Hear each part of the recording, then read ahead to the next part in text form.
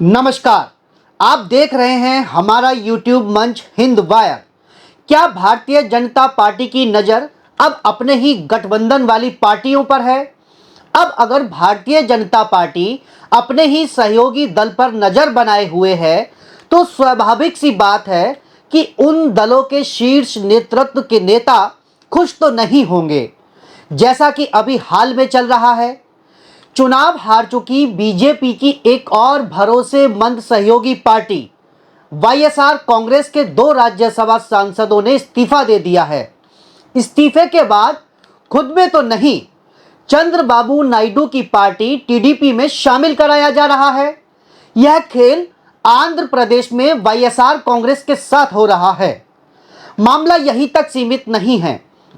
मोदी सरकार 3 की बैसाखी वाले प्रदेश बिहार में 5 सांसदों वाली पार्टी चिराग पासवान लोजपार यानी कि रामविलास पासवान वाली पार्टी जन लोक शक्ति पार्टी के सांसदों पर अब भारतीय जनता पार्टी यानी कि मोदी और अमित शाह जी की नज़र है और उस प्रदेश का नंबर आता है।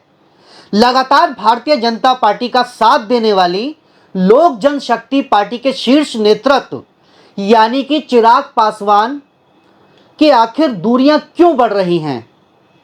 बिहार के पिछले विधानसभा चुनाव में जब नीतीश कुमार को छोटा करना था तब चिराग पासवान मोदी के हनुमान हुआ करते थे, लेकिन अब हनुमान से नाराजगी क्यों, या चिराग पासवान नाराज क्यों हैं? मोदी सरकार 3 में फूड मिनिस्टर का जिम्मा संभाल रहे चिराग पासवान का स्टैंड बीजेपी से अलग कई मुद्दों पर सामने आ गया है। वक्फ बोर्ड का मुद्दा हो या लेटरल एंट्री वाली भर्ती को लेकर मुखर विरोध, चिराग पासवान कई मौकों पर एनडीए से अलग ही लीग पर चलते दिखे हैं। सुप्रीम कोर्ट में जो एससी एसटी के आरक्षण का वर्गीकरण का मामला है उस पर देख लीजिए। जातिगत जनगणना पर अपनी स्थिति स्पष्ट करते हुए चिराग ने कह दिया कि जाति जनगणना हो। हर जगह चिराग पासवान भारतीय जनता पार्टी से अलग स्टैंड ले रहे हैं। अब चिराग पासवान मोदी जी से गुस्सा हैं, अमित शाह जी से गुस्सा हैं, या फिर उन्हें अपनी पार्टी का भविष्य भारतीय जनता पार्टी के साथ उज्जवल नहीं दिखाई दे रहा है। दरअसल नीतीश कुमार की चाणक्य नीति ने भारतीय जनता पार्टी को ऐसे मुहाने पर लाकर खड़ा कर दिया है और खासकर लोक जनशक्ति पार्टी कहीं की भी नहीं रहेगी। बिहार के लोग अब एक टक लगाकर देख रहे हैं बिहार की राजनीति में क्या होने वाला है। 2020 के चुनाव से पहले चिराग पासवान किसी का मोहरा नहीं बने और अभी तक किसी को हराने वाली राजनीति भी नहीं की और ना ही किसी तीसरे का मोहरा बने। बिहार की राजनीति में तेजस्वी यादव को अपने चाचा के प्रति सॉफ्ट मान लिया जाता है, लेकिन तेजस्वी यादव की भारतीय जनता पार्टी के खिलाफ लड़ने की जो लाइन है उससे वह 1 इंच भी इधर उधर नजर नहीं आते हैं। अब लोग एक बार प्रशांत किशोर पर सवाल उठा सकते हैं कि शायद वह किसी के लिए काम कर रहे हैं। चिराग पासवान तेजस्वी यादव की तरह ही युवा नेता हैं, लेकिन हालिया चुनाव में जिस तरह से भारतीय जनता पार्टी की सीटें कम आईं और समाजवादी पार्टी और आरजेडी जैसी पार्टियों की सीटें आईं, चिराग वोटों का समीकरण समझ गए हैं और एनडीए से अलग लाइन लेने के लिए मजबूर हो रहे हैं, या कोई और वजह है? पासवान वोट बैंक बिहार में करीब 5.31% है। चिराग को भी इस बात का अंदाजा है कि किसी दूसरे वर्ग का समर्थन नहीं मिला तो अकेले पासवान वोटर के दम पर कोई सीट जीत पाना मुश्किल होगा।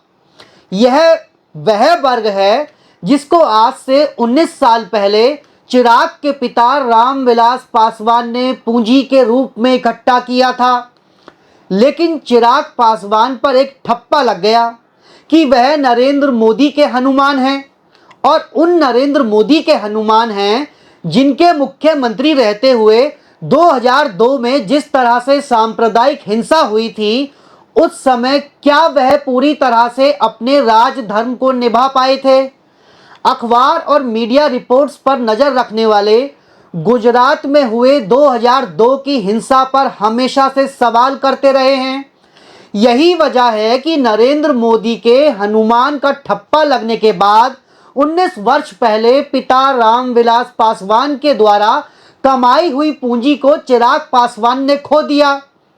बिहार चुनाव की दास्तान राजनीति के अनूठे प्रयोगों से भरी है। यहाँ कुछ भी संभव है। यहाँ नीतीश के साथ लालू संभव हैं, लालू के साथ पासवान संभव हैं, लालू और बीजेपी का साथ भी मुमकिन है। 2005 के चुनाव से पहले 2000 की बात करें तो तब बिहार से झारखंड अलग नहीं हुआ था। साल 2000 में हुए विधानसभा चुनाव में लालू का M+Y समीकरण एक बार फिर काम कर गया था। लालू यादव की पार्टी राष्ट्रीय जनता दल 293 सीटों पर लड़ी और 124 सीट लाकर सबसे बड़ी पार्टी बनी। तब 324 सदस्यों वाली विधानसभा में सरकार बनाने के लिए 163 सीटें चाहिए थी। नीतीश मार्च 2000 में 7 दिनों के लिए सीएम बने, लेकिन बहुमत का जुगाड़ नहीं कर पाए थे। नतीजन सन 2000 में मार्च महीने में उन्हें इस्तीफा देना पड़ा था। इसके बाद आरजेडी ने निर्दलीय और दूसरे दलों के सहयोग से बहुमत जुटाया और राबड़ी देवी के नेतृत्व में बिहार में राजद की सरकार बनी। फरवरी 2005 में ऐसी स्थिति में बिहार में विधानसभा चुनाव हुए। इंडिया शाइनिंग के नारे का नुकसान उठाकर वाजपेयी दिल्ली की सत्ता से बेदखल हो चुके थे। केंद्र में यूपीए 1 की सरकार थी। लालू देश के रेल मंत्री थे। इसी सरकार में रामविलास पासवान उर्वरक मंत्री थे। इस चुनाव को लेकर पासवान महत्वाकांक्षी थे। उन्होंने अलग चुनाव लड़ने की घोषणा कर दी। यानी कि दिल्ली में तो वे लालू के साथ डॉक्टर मनमोहन सिंह की कैबिनेट में थे, लेकिन बिहार में लालू के खिलाफ ही अपना उम्मीदवार उतारने जा रहे थे। रामविलास पासवान की पार्टी 178 सीटों पर चुनाव लड़ी, जबकि लालू यादव की पार्टी 210 सीटों पर चुनाव लड़ रही थी। दिल्ली में बिग ब्रदर कांग्रेस, जो उस वक्त यूपीए 1 की सरकार थी, वो जूनियर पार्टनर की तरह भूमिका में थी। बिहार में उसने 84 सीटों पर अपने उम्मीदवार उतारे थे। 27 फरवरी 2005 को इस चुनाव के नतीजे आए। चुनाव परिणाम ने सबको चौंका दिया।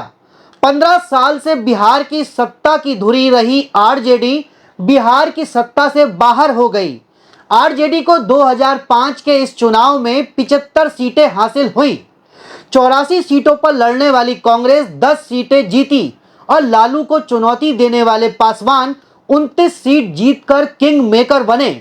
उधर बीजेपी को 37 और नीतीश की पार्टी जेडीयू को 55 सीटें मिली। यह स्पष्ट रूप से एक खंडित जनादेश था। त्रिशंकु विधानसभा में पासवान 29 विधायकों के साथ जिस किसी को चाहे सीएम बनाने की हैसियत रखते थे। रामविलास पासवान ने कहा कि वे आरजेडी या किसी दल या गठबंधन को समर्थन तभी करेंगे जब वे बिहार का मुख्यमंत्री किसी मुस्लिम को बनाएंगे। ये एक ऐसा प्रस्ताव था जिसने लालू यादव को संकट में डाल दिया।